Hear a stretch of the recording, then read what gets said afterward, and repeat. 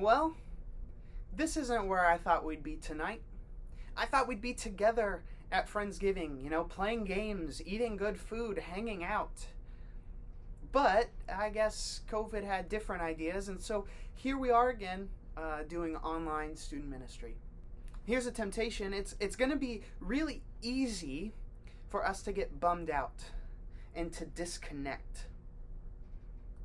But I think that this time we're actually ready. We know how much it hurt to disconnect during the first shutdown.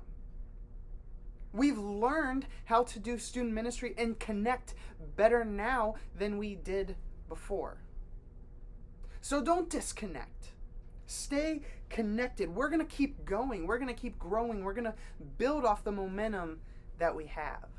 So let's lean in and let's make the most out of this time. Thanksgiving is this week, and Thanksgiving is one of the best times of the year. For me growing up, it was awesome. I got to spend time with my cousins. We got to eat good food, play football in the backyard, go to the movie theaters. It was awesome. But my favorite part about Thanksgiving growing up was that we were one day closer to Christmas.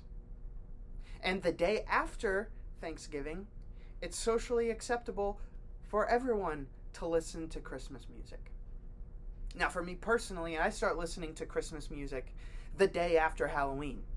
But there are some Grinches out there that don't let people listen to Christmas music until after Thanksgiving. To you Grinches, let people love things. Let people enjoy things. Stop. The last couple weeks, I've spent a lot of time coming up with the perfect Christmas playlist on Spotify. It's 6 hours long. I'm obsessed with Christmas music. I love it. I just put it on in the background and I go about my day and it's awesome. But here's the thing that I've noticed. When Christmas comes around and we start listening to Christmas music, we do so mindlessly.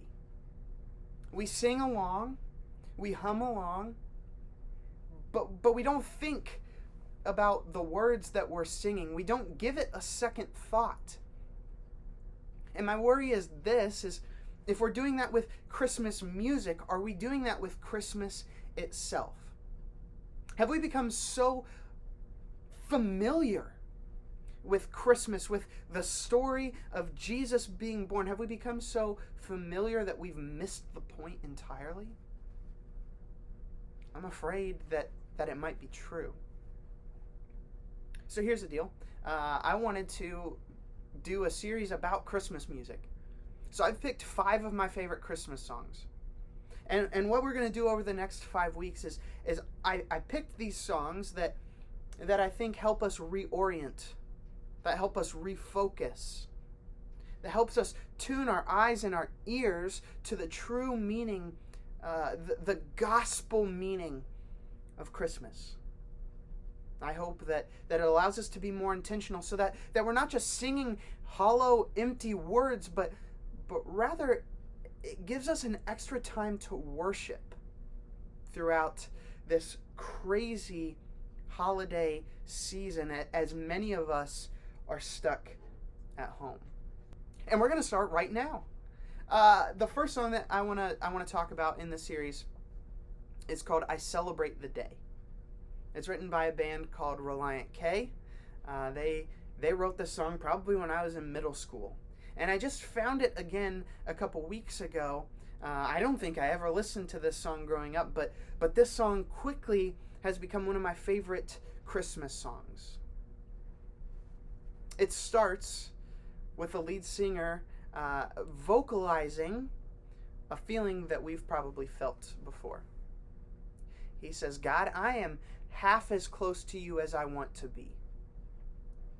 Says he feels far away from God. I've felt that before, and I think you might have too. God, I feel far from you. I don't want to be far from you, but I feel far from you right now. It's where he starts. He acknowledges what's going on. But I love how he turns it. He's speaking honestly with God, and so he asks God a couple questions. that I think are really powerful. He says, Jesus, the first time that you opened your eyes, did you realize that you would be my Savior?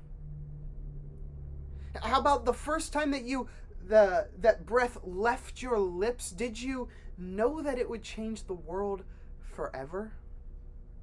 He's asking these questions because Jesus, his presence, has changed his life. John 1 says that Jesus coming to earth is God putting on flesh and living with us. That type of thing isn't something that we just gloss over. It's a big deal that God would come and live with us. God living with us changes everything. And so Jesus, this little baby, the moment that he steps on the scene, changes everything. He changes my life. The moment you set foot, your little baby foot, on earth, you changed everything. If we look at Isaiah, the book of Isaiah, we see that this has been a long time coming. Isaiah 6, Isaiah 7, Isaiah 8, Isaiah 52. You can walk through the whole thing. You see that this has been God's plan all along. And it's really specific. It says he'll come from the line of David. It says he'll be born in Nazareth. It says Jesus will be a king that doesn't look like what people expect. And so we see from the book of Isaiah this plan unfolding, that God is sending a king that is coming to change everything. We can go back further and we can see the plan start in the book of Genesis, come to Isaiah, and now here we are in the gospel with John 1, with God putting on flesh and coming to be with us. The king is here. Things are changing. Things are going to be different. And so this song perfectly captures that. The first time that you opened your eyes, Jesus, did you know that you would save me? Did you know that when the first breath left your lips, did you know that you would change the world forever? This song acknowledges the plan of God that's been in place to rescue the world. It's the greatest rescue operation in human history. And that leads us to the title of the song, I Celebrate the Day. He says, I celebrate the day that you were born so that you could die, and one day you would save my life. There's the gospel. Jesus came so that he could die so that we could live again. That is what Christmas is about.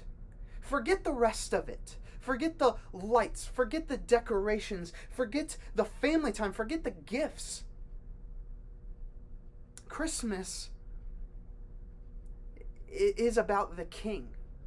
Christmas is about rescue. Christmas is about deliverance. We have to respond with thanksgiving. We can't passively respond to this. We can't say, oh, Jesus, thanks. Can I go back to living my life now? No, if we do that, we're missing the point. I celebrate the day because I once was dead, but now I'm alive again. I once was lost, but now I'm found. I was far from God, but now I'm near to you. I was in captivity, but now I'm free. And so this Christmas, I want us to take time to celebrate, to worship truly. I want us to worship God for who he is and what he's done. He saved us. He changed the world. And if our response is anything less than humble worship, we're missing the point. Forget everything else. God's long-standing rescue mission that started in Genesis, that we see in Isaiah and comes to fruition in the Gospels, that rescue mission is fulfilled. The King is here. The world is changed. And so let's celebrate.